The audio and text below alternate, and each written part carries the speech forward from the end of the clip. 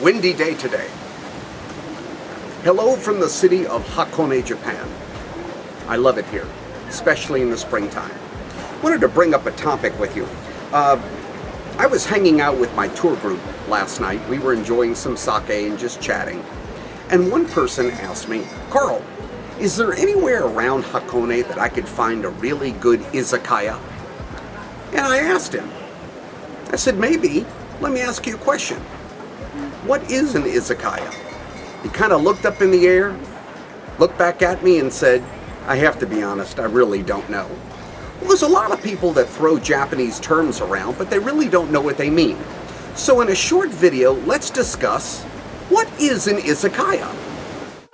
When you visit Japan, there's a handful of things I'd recommend that everyone experience. They're easy to do, truly Japanese, not expensive, undeniably memorable, and maybe even free. For example, riding the bullet train. I mean, seriously, imagine coming to Japan and not doing this. Another good one, eating a bowl of phenomenal ramen. For only about $9, there is nothing more satisfying. And another memorable moment, experiencing a genuine izakaya, a great dining experience in Japan. And in the interest of keeping your interest, this video has been designed to be to the point, educational, and easy to understand. Here are 7 helpful facts about Japanese izakayas. Red lanterns. One common hallmark of a traditional izakaya is the red lantern. In fact, if you look up izakaya lantern on Google, you'll find lots of common artwork available. The results speak for themselves. Now, if you'd like to see real examples of this red lantern, the red lanterns are called akachochin. And sometimes izakayas themselves are nicknamed akachochin, as a common fellow phrase that most Japanese already know very well. Similar, but not the same. Many Americans often refer to izakayas as pubs or bars, and I can understand why. They appear the same, but there's some obvious differences.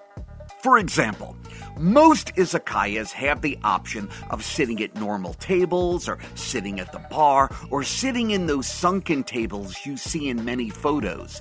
And yet some izakayas are called tachinomi style. You stand and drink. Customers are given an oshibori, a wet towel, to clean their hands. Now, in most cases, the towels are cold in the summer and hot in the winter. Then, a tiny snack or appetizer is served. In the city of Tokyo, it's called Otoshi. In the Osaka-Kobe area, it's called Sugidashi. No entry fee. Kinda. Instead of paying a cover charge or an entry fee when you walk in the front door, it's customary to see a small fee added to the bill when it's time to pay the check. Menus with photos are placed on the table, or sometimes iPads. If not, they're nearby. You order and eat. The menu is usually quite vast in the selection, and the food is purposely delivered to you slowly and methodically. You're expected to share the food similar to Spanish tapas, drink your favorite alcohol, and spend all your time talking to friends and coworkers. And in Tokyo, it would be considered really unusual to go to an izakaya, sit by yourself, and enjoy some quality book reading. Yeah, no. Different kinds. When I first began visiting Japan consistently, I would say to my friends in Tokyo, "Let's go to an izakaya tonight." And they would always answer the same way. Well, what kind of izakaya? You see, back then, I thought all izakayas were the same. Nope. In fact, there are different kinds of izakayas. It's not just one type for everyone. For example, cosplay izakayas.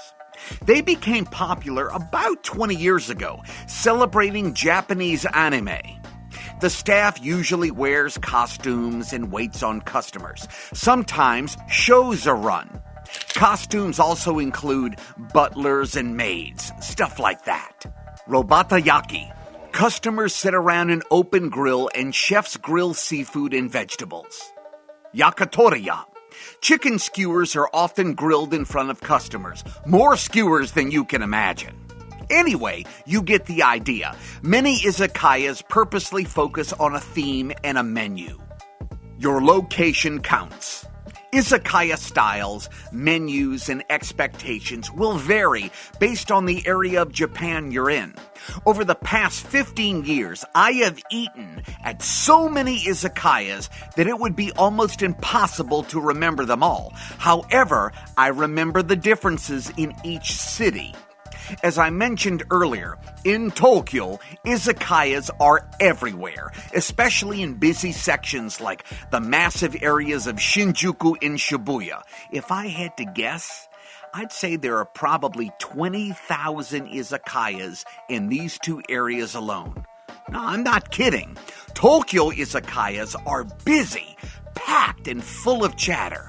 You go to them for great food, lots of drinking, and great conversation. But in Osaka, Japan, I found a few izakayas that were, well, subtle. While it was packed with people, everyone was respecting each other's conversation. While it was full of people and food and drinking, there was a continued soft chatter, very different than Tokyo. Then in Kyoto, Japan, there was an izakaya named Izakaya Mizuno in Ichinomiya. When I arrived at the front door, I heard almost no sound. It was an upper crust form of izakaya. The food was elegant, a little pricier, and the whole experience was much more formal than I was used to. Everyone was in a suit, business attire, and the sake options were all top tier. And I noticed these clear-cut differences in Niigata and Morioka and Sendai and Kagoshima, Tottori, Kamakura, Fujiyoshida, Nagano, and Utsunomiya. Almost every city, when it comes to izakayas, has their own ambiance. And finally, paying the bill. Depending on your group, you'll all want to chip in and pay the bill. Now, for this reason, it's important to make this easy on you, because at the end of the izakaya, most folks are slurring their words or downright drunk.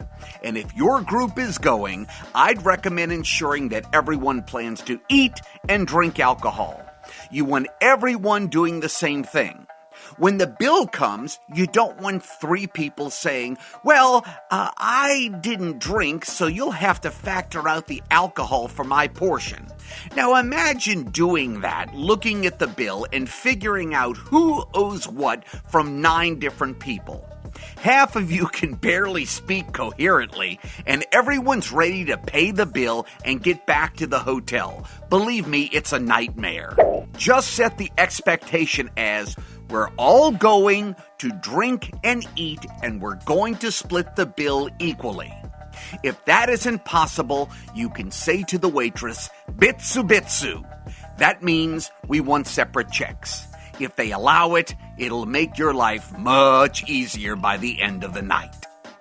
Keep the process simple, focus on the food and the drink, and let your chatter run wild. Experiencing an izakaya is what experiencing Japan is all about. Now you know. Now you understand. Now you can define and enjoy an authentic Japanese izakaya. Listen, if you have any questions, as always, we place information, links, video, photos, other stuff beneath this video. And then, of course, as always, if you have any questions, well, there's the Contact Us button. Click on it. You can contact me or my staff directly. For JourneyToJapan.com, in Hakone, Japan, I'm Carl Rosa. Thanks for watching.